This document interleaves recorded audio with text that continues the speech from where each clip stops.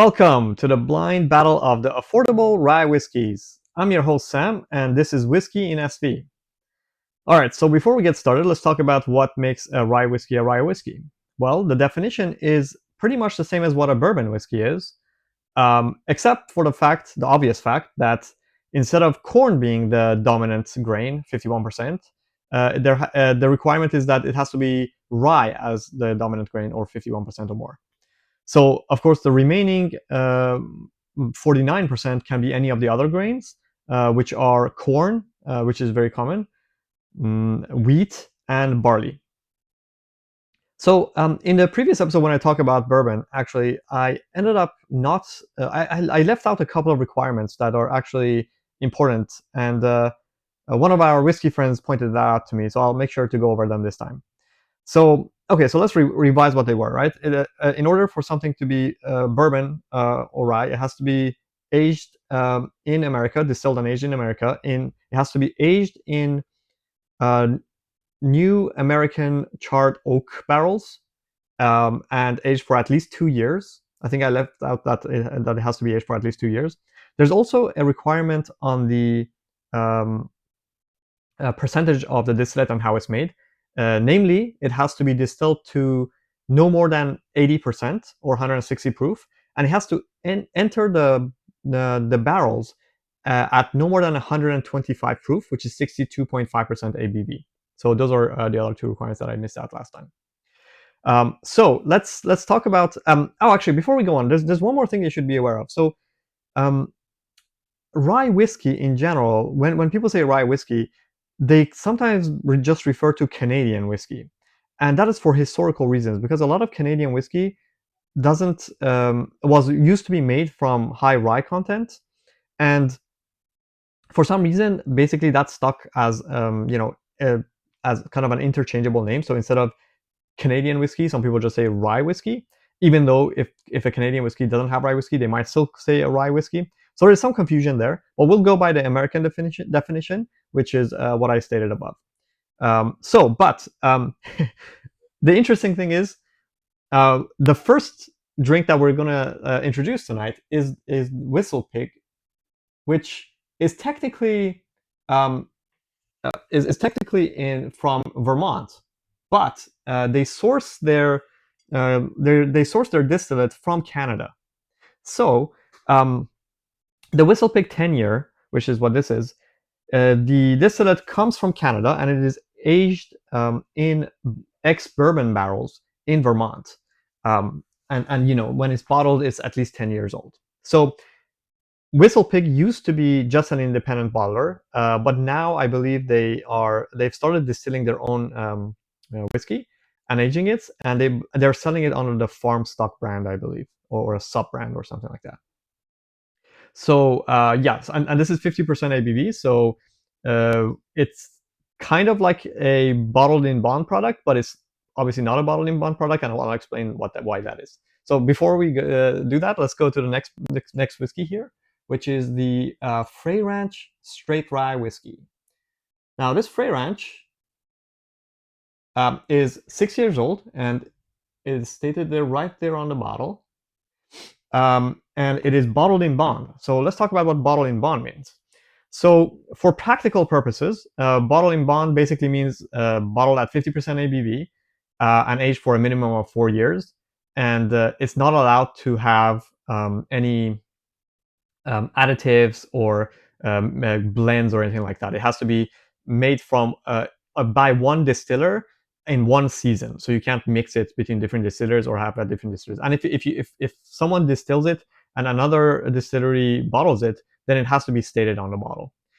So why is it called bottled in bond? So basically, in 1897, there was a lot of fraud, and I guess it was a free for all in the whiskey and spirit industry. So there was actually some federal law enacted in order to regulation to make sure that the authenticity of spirits would be maintained, and that's where these requirements came. The fact that it has to be from one distiller, exactly aged for 4 years, and it has to be stored in a government bonded warehouse. That's, I guess, where the bottled in bond comes from. And yeah, basically, just from practical purposes, when you hear bottled in bond, just think higher quality, at least 4 years of age, and yeah, and it's probably higher quality because it's like it's when you mix stuff, it's easier to get something to get to a profile, but you have to have a sort of a higher level of skill to be able to have one season of distillate going to something and produce a good quality product. So 50% ABV, 4 years, better quality. That's kind of like what you should think of when you think about bottled in bond. Okay, next we have the rare breed barrel proof. This is the Wild Turkey product. And Wild Turkey, of course, is a sub brand of Campari, which is a really big company, a multi-billion-dollar probably company or multi-hundred-million-dollar company. So this is a low proof rye. By the way, the last two bottles were both made from 100% rye. This one is, I believe, it doesn't say on the bottle, but I checked the mash bill and is made from 51% rye, 37% corn, and the rest is malted barley. So theoretically, if you have lower rye content, it's going to be more fruity. By the way, I should talk about this. This is really important. Uh, Other than the definition of what makes a rye and what makes a bourbon, the other thing that's kind of, actually the most important thing from a drinker's perspective is that generally rye is thought to have more spicy, herbal, and fruity flavors versus bourbon, which is more like caramel and vanilla and sweet flavors. So that's kind of like the main differentiator between the taste profile. And if you're in the bourbon world and you have a high rye product, that's where you get more spicy flavors being imparted as well. Yeah, so this one, in theory, should be less spicy or dry, or and it should be more towards the bourbon type flavors. Okay, last but not least, we have the Sagamore Spirits cast strength, and this is from a distillery in Maryland. And the Sagamore, I think, wants to be like Fray Ranch, but they're much newer. I think Fray Ranch, they started in 2006, although the farm has been around for a very long time. It was started by a husband and wife, Colby and Ashley Fray, and yeah, they've had the farm for like 100 years or so in their family, and then in 2006 they decided to start distilling and selling their products. That's why they have a 6-year product that's all their own product. Everything from the grain to the bottling is all grain to bottle type product is their own. Sagamore would like to be like that, but they started much later. I think they established in 2013, and their first products came to market in 2016. So most of the stuff that they have right now, except for the bottled in bond product, which I believe is their own grain, is now like 4-year grain. Everything else, like including the cast strength, is a sourced MGP product. So it's the MGP, if you remember, is the mass producer distillery that sells to a bunch of independent bottlers. And this particular product is made from two of the MGP mash bills, one high rye, so like 95% rye, and the other low rye, so 51% rye.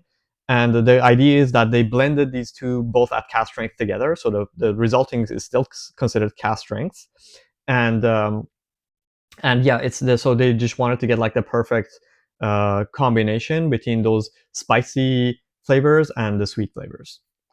Okay, so that's enough history and enough about what rye whiskeys is. So we'd like to see how these taste and how I rank them, and whether I can, I've had some experience with each one, so I'm hoping to be able to not only rank them but also put names on them.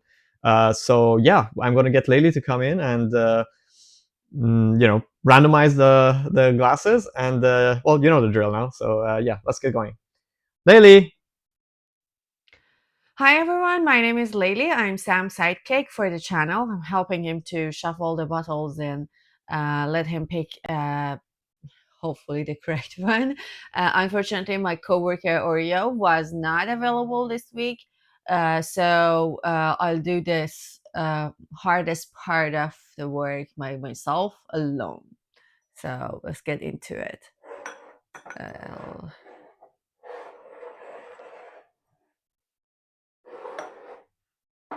mhm. Yeah, I guess I'm done. See, the hardest part. See you soon. Right, so let's get going. We'll start by the first one that's next to the WhistlePig. Okay, so straight up on the nose, this is very sweet. It reminds me of those red and white candies that you sometimes get at hotels with some, mintiness in it. And yeah, it's quite sweet. And then there's some herbal qualities to it behind the sweetness. Okay, let's see.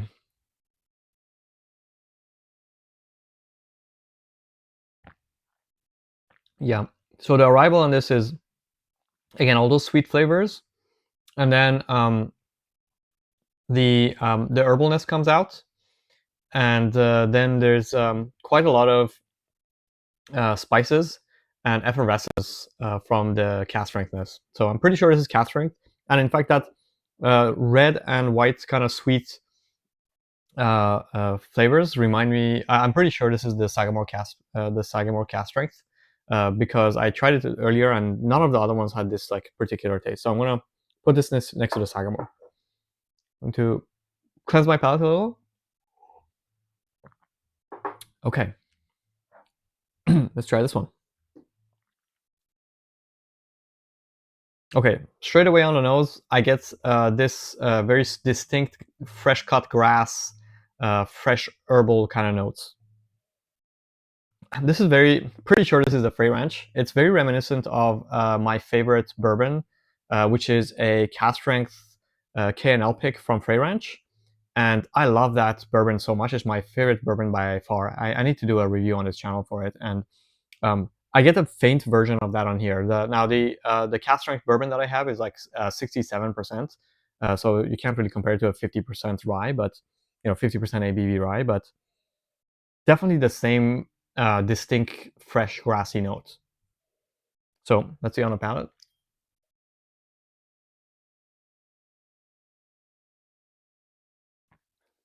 It is much smoother. There's not as much kick or as much spices.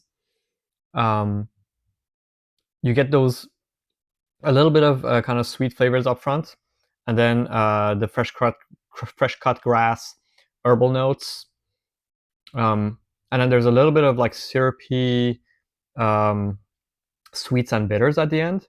So it's like kind of not a sweet like a caramel sweet, but like kind of a sweet that is derived from herbs. I don't know how to describe it really. It's it's not fully sweet. It's like one of those like I don't want to say fake. It's not off-putting, but it's just not like sweet. It's like sort of a sweet that turns into a little bit of bitterness as well. Typical thing you get from concentrated, yeah, like herbs. Okay, so pretty sure this is the Fray Ranch. Let's go for this one. Cleanse the palate first. Okay. Okay, and this again has a distinct tobacco slash dry herb kind of flavor to it, which I'm pretty sure is a rare breed. Yeah, these all have such distinct flavors from each other that I think it's pretty easy to tell even without like comparing and going back and forth. Yeah, that is indeed. The arrival is this kind of tobacco dried herb flavor with sweet flavors, and then it turns quite spicy. And you can definitely say that it's cask strength because I get like these fumes going all the way to my nose. Yeah, I'm pretty sure this is the rare breed, which means this has to be the WhistlePig. So let's see what it is. Interestingly, the nose on this is very similar to Fray Ranch, which makes me wonder if I got the Fray Ranch wrong. Interesting. Could be my nose is just shot. Let me try it on the palate. No, that doesn't taste anything like Fray Ranch. This is definitely the WhistlePig. Yeah, so This has got its own herbal flavors that are very distinct. It's not as sweet as definitely not as sweet as like the Sagamore. It's more in the profile of the Fray Ranch, I believe. But it is its own distinct herbal flavor. That is, each one of these has like a distinct herbal flavor. Like this is more tobacco. This is more like fresh grass. This is just like generic herbs. More the sweetness in this, I guess. And interestingly, this is its own dry herbs. I don't know many herb names, so I can't really tell you like exactly what herb, but they're all very distinct. So I'm pretty confident that this is the WhistlePig. Okay, so I'm not gonna second guess myself. I'm gonna ask Lady so we can see how I did. Lady, all right. So let's see how I did. Okay. Okay. So yeah, let's go from number one. I'm pretty confident in all of these, by the way. That all are correct. I'm pretty sure. It should be number one. One. Yes. Yeah. They all have such distinct like flavors that for sure like it's easy. I want you to taste them actually. I want to see like what you think of them. Yeah. True. Yeah, see? I think there's going to be no surprises here. These are so distinct from each other that there's no way that I got them wrong. Especially if I got these two. These were the only two that I wasn't really 100% sure. I was 99% sure though. Three? Yes, perfect. So yeah, that means that has to be four. So okay, so I want you to try them because I want to see what your thoughts are on these and how you would rank them. I didn't rank them really, to be honest. I should rank them. I just guessed what they are. Honestly, I think they're all good in their own way. But if I was forced to rank them, I just really like cask strength stuff. So I think the Sagamore Spirit would be my favorite. And then I'm a sucker for the Fray Ranch grassy notes. So probably Fray Ranch would be my second. I'm not, even though I like cask strength, I think the wild turkey. Not a big fan of the fact that it's too spicy at the end, and the tobacco note I'm not a huge fan of. It's not bad. It's just like not my favorite like kind of profile. So I would say probably Sagamore's would be my number one. Number two would be this. I would love to try a cask strength version of this. I think it'll be awesome. And then it would be the WhistlePig, and last but not least, it would be definitely the rare breed. So, but yeah, I'd love to know what you think, what your favorite is. I mean, based on the smell, I like this the most. They mostly have like sort of a sweet smell. Mm-hmm. You know, if you want to drag me into this, it should be smoky. You know that. Oh, So- right.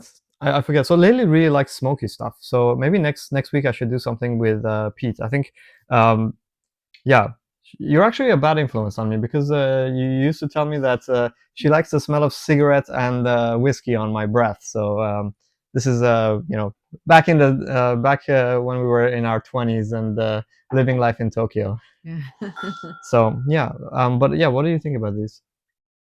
That one I like that it was sort of smooth and like the smell. But generally, when it's like when I'm smelling and the smell is too vanilla and too sweet, I'm already like not against it, but I'm like, okay, so it's a Sure. drink. It's like, But do you get like vanilla and sweetness in these? that one, these three, Mm-hmm. I get them more. Oh, you get them more. Interesting. Yeah, these three. Very But interesting. that one is less. Interesting. To me, this is the most sweet, and these are the most like herbal. I didn't taste these three, but from based on the smell, I felt Sure. like that should be the less sweet one. Okay. But let's try this. Okay.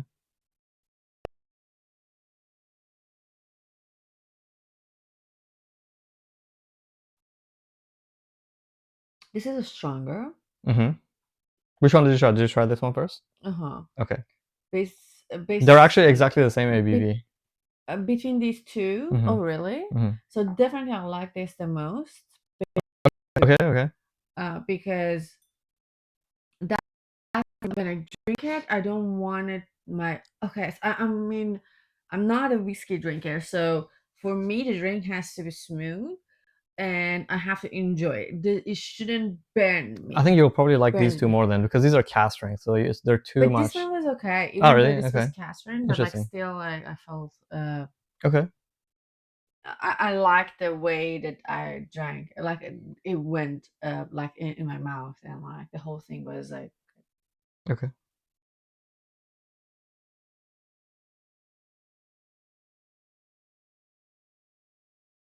no, No? no. Oh, wow. Okay. What is it about it that you don't like? Do you think it's the palate has been mixed? But when I drank this, I felt like it's stronger, but at the same time, it's a bit bitter. Bitter? Uh-huh. Hmm. And then this came after that, and I get the same thing, a bit milder, but around the same like taste.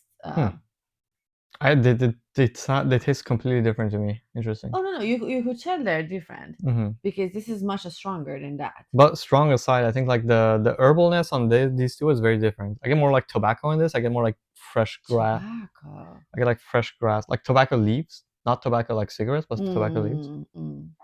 Okay. Mm-hmm.